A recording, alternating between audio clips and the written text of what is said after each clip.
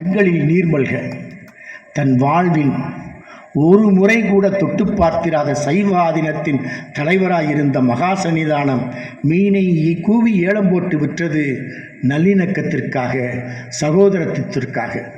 அந்த நிலைப்பாட்டைத்தான் நாம் சுனாமியில் பார்த்தோம். சுனாமியில் நாங்கள் பயணித்த போது வேளாங்கண்ணி தேவாலயத்தின் வாசலில் பிணக்குவியல், நாகூர் தர்காவின் வாசலில் பிணக்குவியல், கன்னியாகுமரி கடற்கரையில் பிணக்குவியல். இந்த பிணக்குவியல்களை பார்த்து நாங்கள் நிவாரணப் பணிகளை ஆற்றிய போது மனிதர்களை புதைப்பதற்கு மனிதர்கள் போதாது, இயந்திரங்கள் தான் வேண்டுமென்ற நிலை. ஊரில் ஒரு சுடுகாடு இருக்கும், ஊரே சுடுகாடாய் மாறிய சுனாமியின் கோர தாண்டவம்.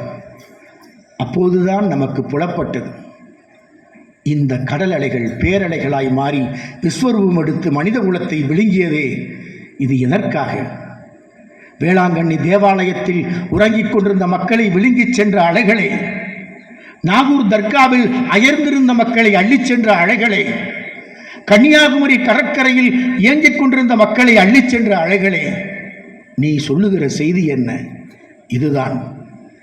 மனிதர்களே, மனிதர்களே, மரணத்திற்கு இந்து இல்லை, மரணத்திற்கு இஸ்லாமியன் இல்லை, மரணத்திற்கு கிறித்தவன் இல்லை. மரணம் எப்படி சகலருக்கும் பொதுமையோ அதை போல நீ வாழும் காலத்தில் புதுமையாய் வாழ்ந்து காட்டு என்றுதான் சொல்லிவிட்டு சென்றிருக்கிறது. இதைத்தான் மனிதகுலம் உணர வேண்டும்.